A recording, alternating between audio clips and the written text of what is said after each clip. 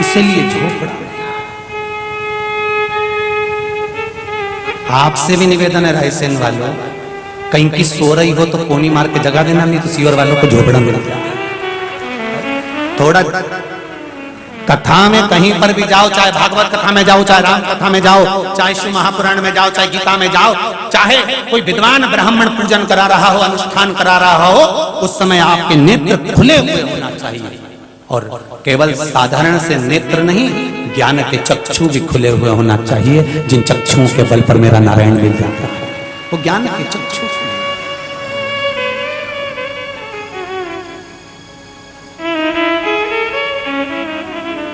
किला इसलिए हथौड़े को मार रहे हैं, तो वो लड़का पूछ रहा है क्यों, इसलिए मारा जा रहा है क्योंकि ये गाय बैल इससे बंधते हैं, बछड़े बनते हैं, इस खूंटे को ढीला कर देते हैं, मैं हथौड़े से इसको फिर ठोक देता हूँ। उसी तरह तुम कितने भी पढ़ जाओ, कितने भी लिख जाओ, कितने भी विद्वान हो जाओ, चाहे तुम किसी की भी डिग्री लेकर आ जाओ, ये डिग्री तुम्हारी केवल भूलोक पर काम आएगी, मृत्यु लोक पर काम आएगी, वो डिग्री केवल तुम्हारी यही काम आएगी। और ऊपर जो डिग्री काम आएगी, तो यहाँ कबीरदास जी कहते हैं, मैं कीले को बार बार ठोक रहा हूँ, उसका कारण है कि संत सत्संग में आने वाले को इसलिए ठोकता है, हृदय में कथा को इसलिए बिठा देता है कि तुम्हारी डिग्री यहां तक की है, बाकी की डिग्री ये वहां काम आने वाली है। सत्संग वहां काम आएगा, भजन वहां काम आएगा, कीर्तन वहां काम आएगा, स्मरण वहां काम आएगा। इसलिए शिव पुराण कहती है, शंकर को दिया गया समय, शंकर को दिया गया धन, शंकर को दी गई श्वास, शंकर को दिया गया समर्पण कहां काम आता है, यह व्यक्ति को मालूम नहीं पड़ता। जब उसके जीवन में थोड़ा सा कष्ट आता है, दुख आती है, बीमारी आती है, तकलीफ पड़ जाती है, तब शिव का सत्संग जो तुमने किया है वो तुम्हारे सामने आकर खड़ा हो जाता है। वो सत्संग एक पत्र में है,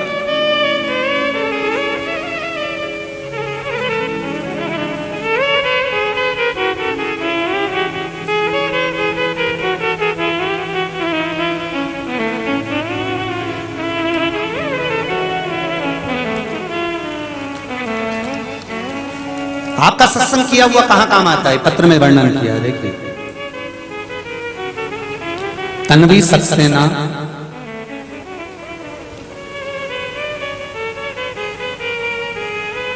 उम्र 11 वर्ष, विदिशा, सिविल लाइन, विदिशा से हूं। कहीं बैठे हैं आप ही हैं बाबू? दोनों हाथ हिला दो एक बार। श्री शिवाय नमस्तुभ्यम, दोनों हाथ हिला कर बोले एक बार, श्री शिवाय नमस्तुभ्यम। तन्वी जी, आपने लिखा है, मेरी बुआ के सीने में एक गठान हो गई थी, डॉक्टर ने कह दिया था कि यह कैंसर की संभावना, लेकिन मैंने कथा में सुना और सुनने के बाद मैंने मेरी बुआ के लिए मंत्र का जाप करना प्रारंभ करा। बुआ को भी मैंने श्री शिवाय नमस्तुभ्यम जपने के लिए कहा, और उसका फल मुझे क्या मिला कि मेरी बुआ के गठान का ऑपरेशन हुआ, और जब गठान जांच के लिए मुंबई गई तो वहां से आया कि इसमें कैंसर नहीं है। ये शिव का, ये शंकर है। बैठो बेटा तन्वी, बैठो बैठो। श्री शिवाय नमः, श्री शिवाय नमस्तुभ्यम, ये शिव कथा, ये शंकर का स्मरण। अब कहो, तुम्हारा किया गया भजन, शंकर को दिया गया समय। फिर कहूंगा, जितने लोग टीवी पर सुन रहे हो, मोबाइल पर सुन रहे हो, दिन में सुनते हो, चाहे रात में सुनते हो, चाहे रात्रि को ऑफिस से आने के बाद रात को सोते समय भले 5 मिनट सुनते हो, वो 5 मिनट भी तुम्हारा कहीं ना कहीं काम जरूर आ जाएगा और आपके जीवन को सार्थक बना जाएगा। आपका किया गया भजन।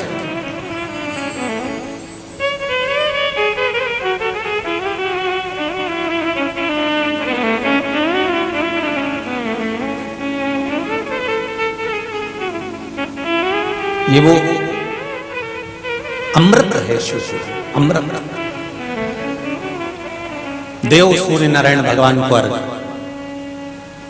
सिर से थोड़ा ऊंचा 8 इंच जल समर्पित, शरीर सुखी।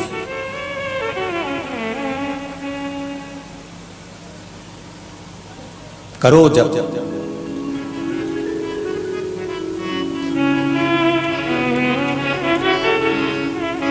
और जब शिव स्मरण में ये चित्त लग जाएगा, भजन में लग गया, फिर जीव भटकेगा, भटक नहीं सकता। जैसे बेलपत्री की मध्य पत्ती पर, बेलपत्री की बीच की पत्ती पर लगाया हुआ चंदन और पत्ती के 3 पत्तियों का जहां पर मिलन हुआ है उस जगह पर लगाया हुआ शहद शिव को जब चढ़ाया जाता है तो वो भाग्य की बेकार रेखा को भी बदल देता है। वो साधारण नहीं है। कई माताओं की आदत होती है, जब शंकर भगवान को बेलपत्र चढ़ाती है तो उस बेलपत्र पर ओम लिख देती है या चंदन लगा देती है या बीच पत्ती पर थोड़ा सा कुछ भी लगाएगी, भले चावल का दाना लगाएगी, भले वो चंदन लगाएगी, भले वो अष्टगंध लगाएगी, गुलाल लगा देगी, अबीर लगा देगी, कुछ भी लगाकर उस जगह पर लगाकर फिर भगवान को चढ़ा। वो व्यक्ति जो भगवान शंकर को बेलपत्र जब समर्पित करता है और बीच की पत्ती पर चंदन लगाकर मध्यस्थ जोड़ पर शहद लगाकर शिव को जब समर्पित करता है तो उसका भाग्य कितना भी विपरीत चल रहा हो, उसकी किस्मत की देखा कितनी भी विरोधी, कितनी भी विपरीत चल रही हो, वो अपने आप से लट जाती है, अपने आप से लट जाती है। उसको सुधारने के लिए कोई दूसरा नहीं आता। आप अपनी किस्मत को संवार सकते हो, आप अपनी किस्मत को संवारने में देरी नहीं कर सकते, आप स्वयं संवार सकते।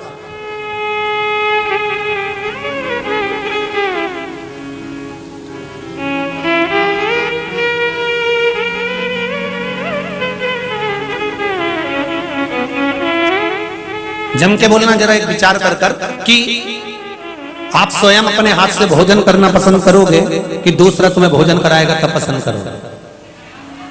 अपने हाथ से करना पसंद करोगे ना?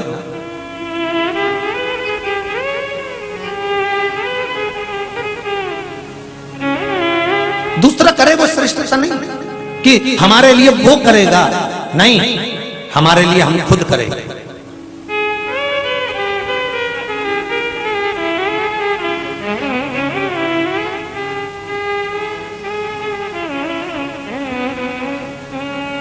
अरे भाई, खुद के कपड़े की बटन खुद लगाओ ना, खुद लगाओ। खुद के शर्ट की बटन स्वयं लगाओ। उसी तरह ये शरीर भगवान ने पूरा दिया, बटन कुर्ते की और शर्ट की दूसरा कब लगाता है? जब तुम्हारे, बोलते जाओ जरा, हाथ नहीं हो या आप पलंग पर पड़े हो या शरीर बेकार हो गया, शिथिल हो गया, तब कोई दूसरा आपके कपड़े की बटन लगाएगा। और आपका शरीर अच्छा है तो आप अपने शरीर की खुद कपड़े की बटन लगा सकते हो। उसी तरह तुम्हारे मरने के बाद तुम्हारे घर के बच्चे तुम्हारे निमित्त दान करें, उससे अच्छा है अपने जीते जी इस कुर्ते की बटन लगा लो।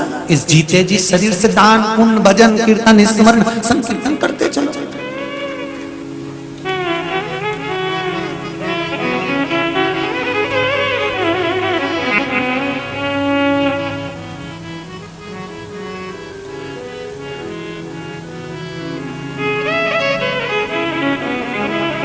महाराज,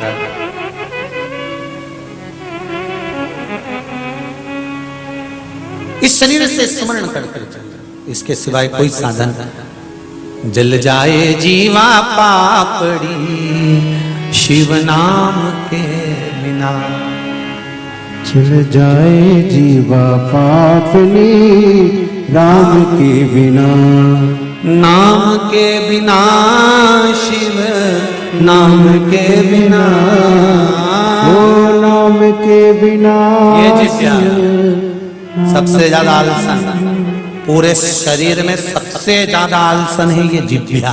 खाने में ऐसा स्वाद बताए, क्या जोरदार सब्जी बनी। मैं तो अभी गणगौर के उद्यापन में गई थी, उनके यहाँ क्या सब्जी बनी, जोरदार। मैं तो शादी में गई थी, दही बड़ा इतना जोरदार बना, पर वो चाउमीन में थोड़ा सा स्वाद नहीं था। मतलब जिभ्या इतनी आलसन, स्वाद बताने में नंबर 1।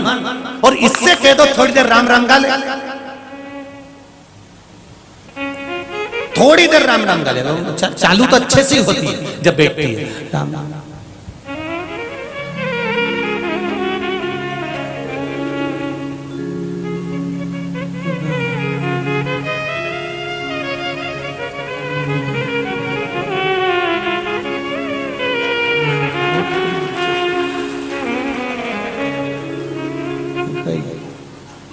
बोल मेरी जीवा हरि हरि, 10-10 भोजन पान करे, राम नाम में मरी मरी।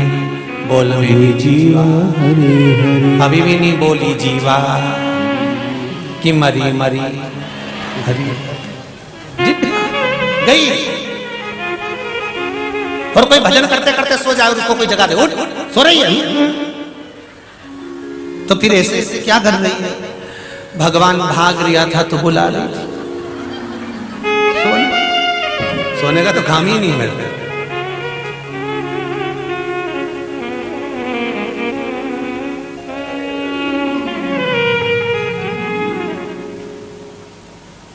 ये जिह्वा शिव भक्ति में डूबी रहे, नेत्र शंकर का दर्शन करते रहे, श्रवण का कथा सुनती रहे, हाथ शिव पर जल चढ़ाते रहे, चरण शिव मंदिर तक जाते रहे और ये शीश भगवान के चरणों में झुका रहे। बस इससे ज्यादा इस शरीर को क्या चाहिए? कभी भगवान ने आकर नहीं किया तुमसे कि मुझे 2-4 लाख रुपए दान करो, या मुझे धन दो, या पैसा दो, या दौलत दो। भगवान कभी नहीं कहता कि मुझे दो। भगवान तो ये कहता है निर्मल मन सो मोहि पावा, मोहि छल छिद्र कपट ना भावा। भगवान कहता है मुझे छल छिद्र नहीं चाहिए, मुझे तो तेरा मन चित्त वृत्ति जो निर्मल स्वभाव है तेरा वो मुझे दे दे, बस इससे ज्यादा कुछ नहीं चाहिए। शिव पुराण का माता पार्वती का मंगल विवाह शिव जी के साथ हुआ। भगवान शंकर के साथ जब शादी हो गई माता पार्वती जी की, विवाह जब हो गया माता पार्वती का, और मंगल विवाह होने के बाद माता पार्वती कैलाश पर आ गई, पार्वती की जब विदाई हुई, माता मैनावती ने खूब ज्ञान दिया, समझाया। बहुत जरूरी है महाराज इस कथा को श्रवण करना। घर से जब बेटी विदा होती है, पहली विदाई जब बेटी की होती है, घर से जब बेटी विदा होती है, ये पूर्व का नियम है कि माता जानकी जब विदा हो रही थी तो सौभाग्यवती माताओं ने आकर समझाया था। पार्वती मैया जब विदा होती हैं तब बहुत सारी सखियां आकर पार्वती जी को ज्ञान देती हैं। बहुत जरूरी है। बेटी जब विदा हो तब बेटी को संस्कार देना, ज्ञान देना। बेटा, जिस घर में विवाह कर कर जा रही हो वो घर तुम्हारा है।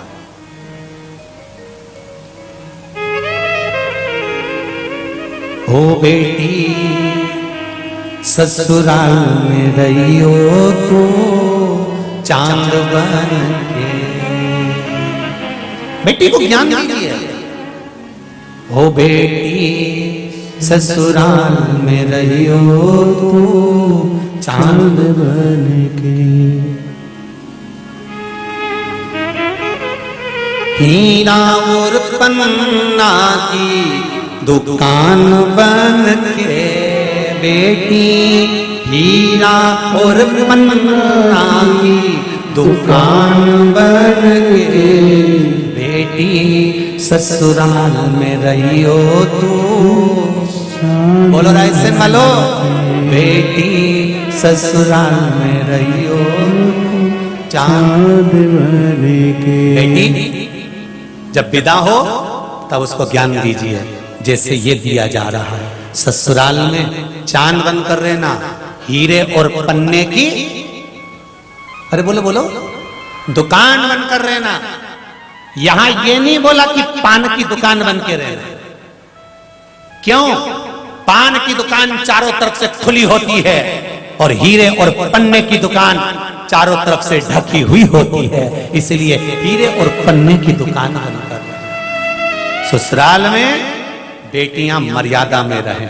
सिर पे पल्लू डला हो, ये पल्लू नहीं है, सिर का पल्लू नहीं, ये हमारे पूर्वज कुल देवी देवताओं की जब तक पल्लू रहता है तब तक उनकी छत्र छाया बनी रहती है।